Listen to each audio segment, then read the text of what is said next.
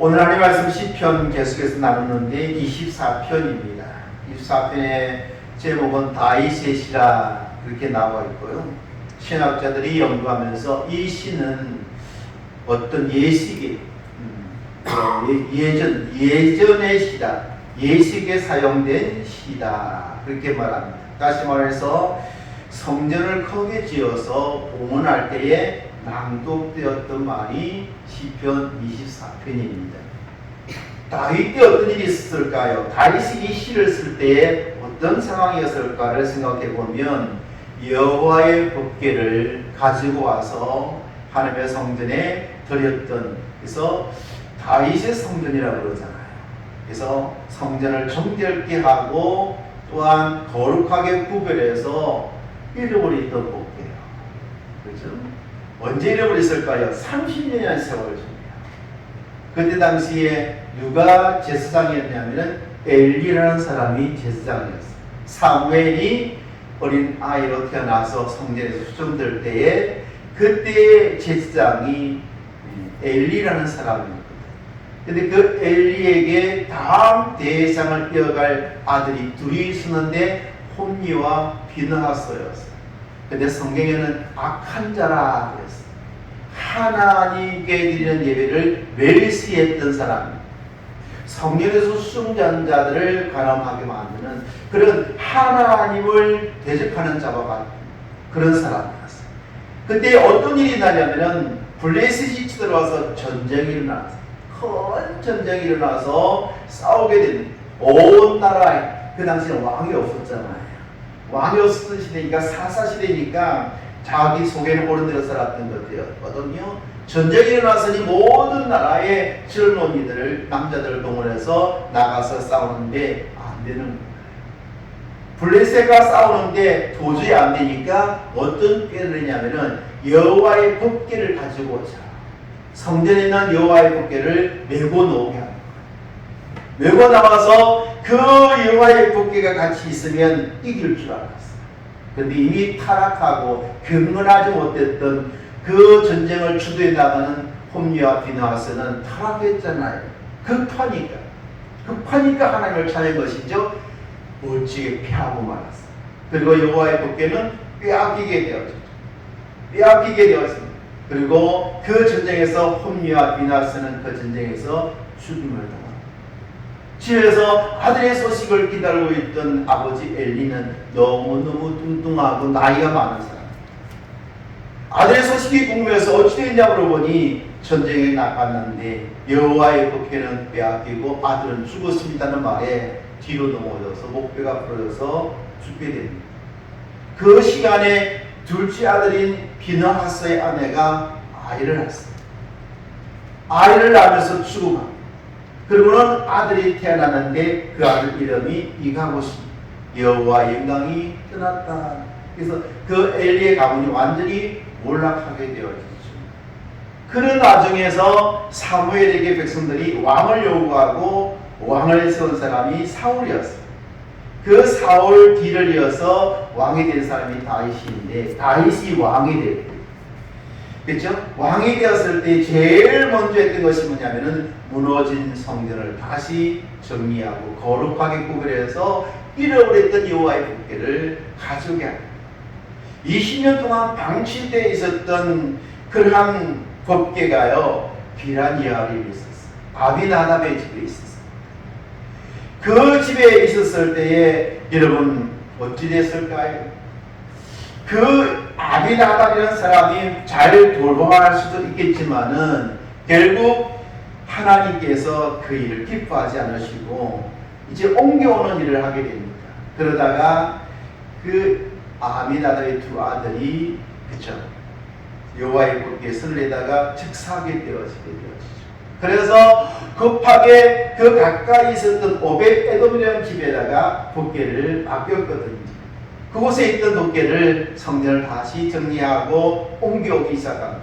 그때에 하나님 앞에 찬양하고 경배하면서 불렀던 찬양이 오늘 이 시편 24편입니다. 24편의 이 말을 낭독하면서 5 걸음을 떼면 번제를 5걸음을 들이며 분지를 들이면서 성전을 올라오는데 다윗이 얼마나 기쁘겠어요. 너무너무 기뻐서 춤을 추는데 허리춤이 내려갈 정도였다. 그의 아내 하갈이 보고 비웃었잖아요. 주책이다.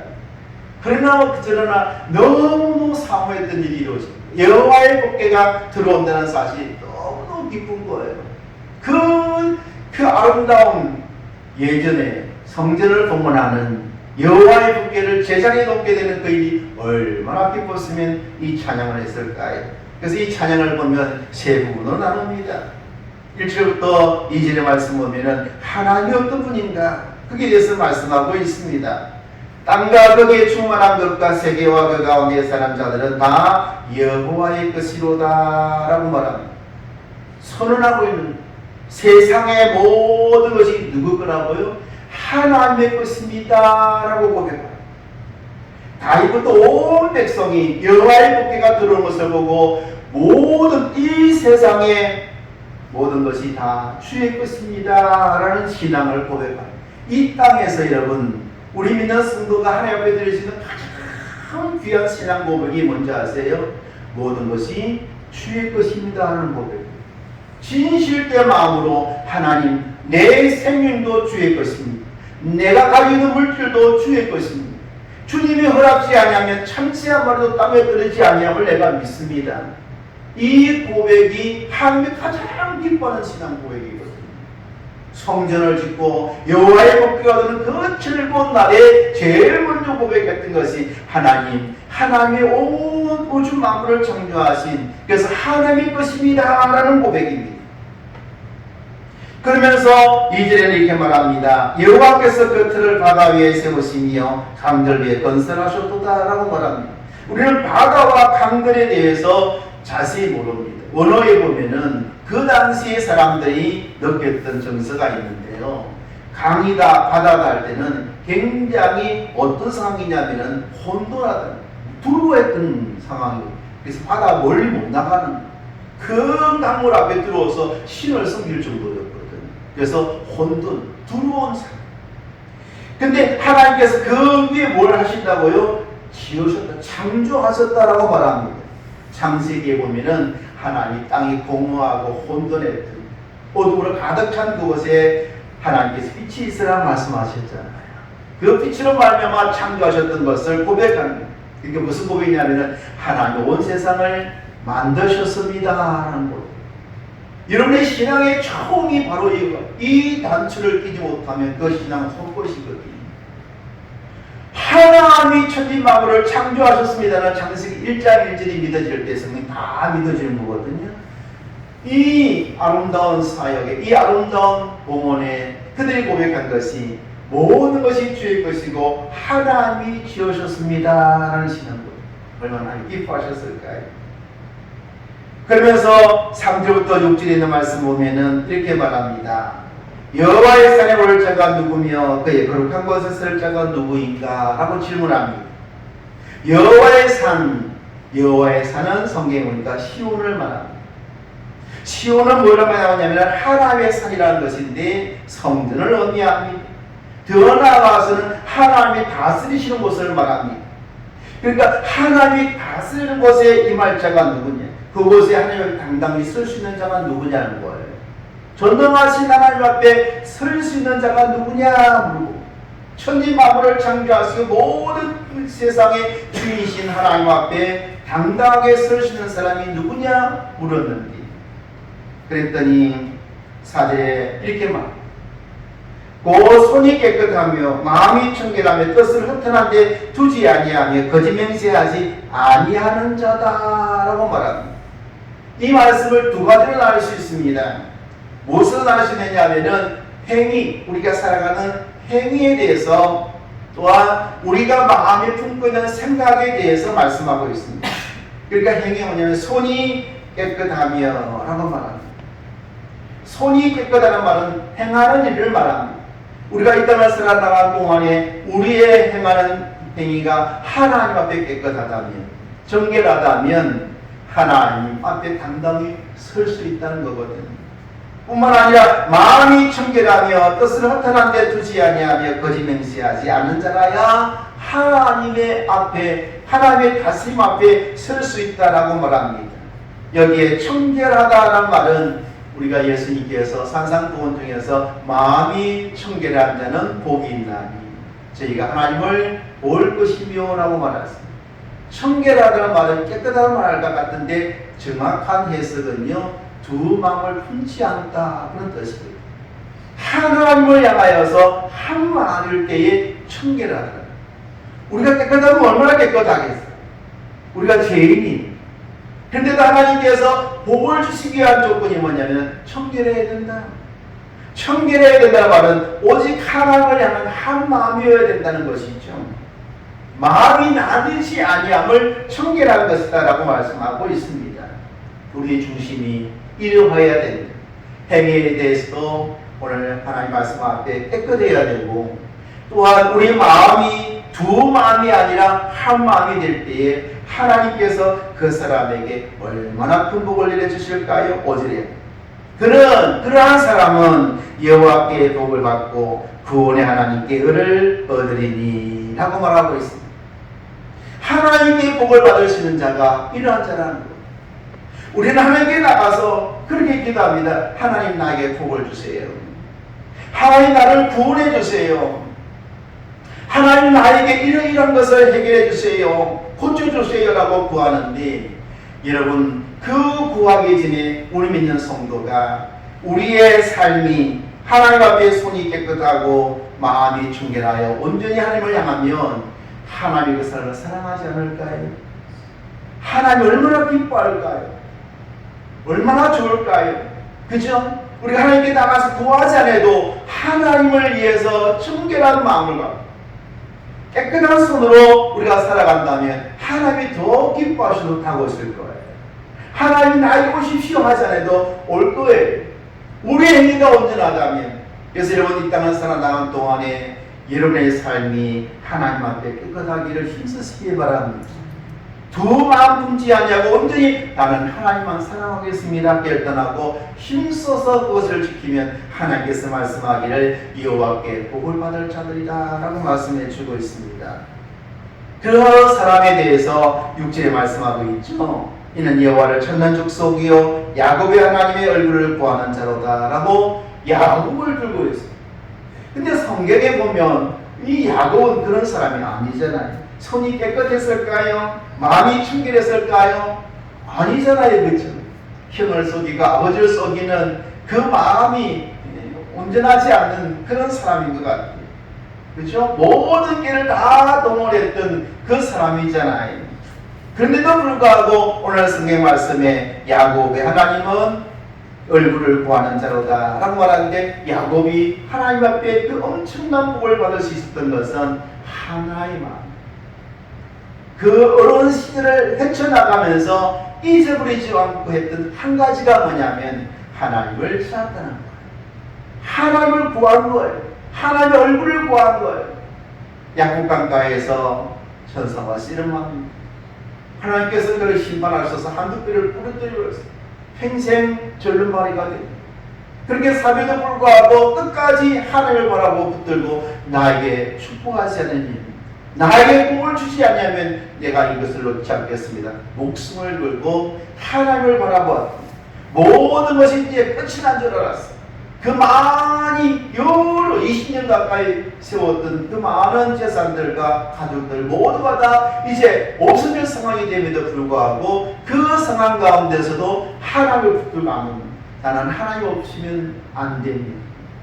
하나님을 바라보고 하나님의 얼굴을 구했던 사람이 야곱입니다. 이 마음이 청결합니다.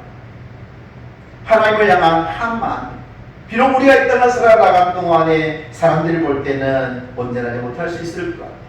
그렇지만은요, 하나님 앞에서만큼은 한 마음이 되어야 할 줄 믿습니다. 하나님을 섬기는 데 있어서는 온전한 마음이 되시기 바랍니다. 계산하지 말고, 그렇죠? 따지지 말고 나는 하나님의 사람이고 하나님이 나를 구원하셨습니다. 나는 하나님의 것입니다 라는 고백을 해야 될 줄로 믿습니다. 그럴 때 하나님께서 우리에게 복을 주시고 우리의 의를 허락해 주실 것이다 라고 말씀하고 있습니다. 7절부터 10절에 있는 말씀 보면은 이렇게 말씀합니다. 문들아 너희 머리를 들지어다 라고 말합니다. 여호와의 법궤가 성전을 향해서 들어갈 때에 온 백성이 소리 높여서 영광의 왕이 들어갔으니 문들아 너희 머리를 들지어다 라고 말합니다. 근데 문이 두 번 나와요. 7절에 문들아, 중간에 보면은 영원한 문들아 라고 말합니다. 앞에 거는 일반적인 문을 말하고 뒤에 문은요 하나님의 나라를 얻는 영원한 미래의 문을 말합니다. 그러니까 하나님 앞에 문들이 열릴 것이라고 선언하고 있는 것을 보게 됩니다. 왜냐하면 영광의 왕이 들어가십니다. 영광의 왕이 들어갔습니다. 그 왕이 누구시냐 고백하기를 8절에 영광의 왕이 누구시냐 강하고 능한 여호와시요 전쟁에 능한 여호와시로다 라고 말합니다. 여러분 강하고 능한 여호와 전쟁에 능한 여호와 이렇게 말합니다. 성경에 보면은 하나님에 대해서 항상 전쟁하는 하나님으로 나와요. 그 하나님에 대해서 다시 반복하기는 10절에 영광의 왕이 누구시냐 만군의 여호와. 만군의 여호와라는 말은 전쟁에서 이기는 왕을 말합니다. 그 왕이 영광의 왕이시고 그 왕이 들어오신다는 거예요. 그러니까 이스라엘 나라에 있어서 제일 중요한 것이 그 나라가 온전히 서갈 수 있는 것은 전쟁에서 이기는 것이지 않겠습니까? 여호와의 도움으로 항상 승리하기를 원하는 그러한 고백이 담겨져 있습니다. 사랑하는 성도 여러분, 우리 인생의 삶은 영적 전쟁이 눈에 보이지 않지만 하나님 앞에서 볼 때 이 세상은 영적 전쟁 가운데입니다. 근데 우리는 아무것도 하고 있지 않잖아요. 근데 하나님은 하고 계세요. 만군의 여호와 하나님은 하고 계세요. 지금도 성자 예수님은 하나님 보좌 우편에서 맞아 우리를 위해서 중보기도 하기를 쉬지 아니하시는 성령님은요 내게 계셔서 나로 하여금 하나님 앞에 온전히 드려지기 위해서 기도하신다라고 말합니다. 하나님을 대해서 고백하기를 만군의 여호와 전쟁에 강한 하나님 영적 전쟁에서 반드시 이기신 하나님 그 하나님이 들어오니 너희 머리를 들라라고 말씀하고 있습니다. 그러므로 예수 믿는 우리에게 만왕의 왕이신 만군의 여호와 하나님이 영광의 왕이 들어오셨으니 우리 일평생 삶의 영적 전쟁은 반드시 이겨낼 줄로 믿습니다. 그러므로 두려워하지 마십시오. 하나님이 우리를 위해서 대신 싸워주심을 믿으시기 바랍니다. 어려운 일을 당할지라도 또한 핍박을 당할지라도 괴로운 일을 당할지라도 기억하십시오. 하나님은 나의 영광의 왕이시다. 만왕의 왕이시다. 영적 전쟁에서 결코 질 수 없는 승리의 하나님이시다. 그 하나님이 나를 지키시고 인도하시니 나는 결코 무너지지 아니할 것이고 망하지 않는다는 확신을 가지고 살아가시기를 바랍니다. 결론의 말씀을 드리겠습니다. 하나님은 어떤 분일까요? 모든 것이 주의 것임을 그리고 모든 것을 창조하신 하나님 것을 고백하시기를 바랍니다. 그러므로 세상은 모든 것이 주의 것입니다. 그 말은 하나님 내 소유가 없습니다. 내 소유가 아무것도 없습니다는 고백입니다. 또 한 가지 고백은 그러나 나는 하나님의 소유입니다. 나는 하나님의 것입니다 하는 고백을 여러분 기도 가운데 삶 속에서 하십시오. 길을 갈지라도 하나님 나는 하나님의 것입니다.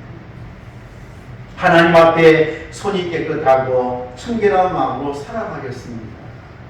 이 고백을 갖고 살아간다면 하나님께서 반드시 복을 주시고 여러분을 어렵게 인도하셔서 영원한 문을 이눈 앞에 열어주셔서 승리하게 될 줄로 믿습니다. 이 은혜가 항상 여러분과 함께 하셔서 떠나지 않는 믿음의 삶이 되시기를 주의 이름으로 축원합니다.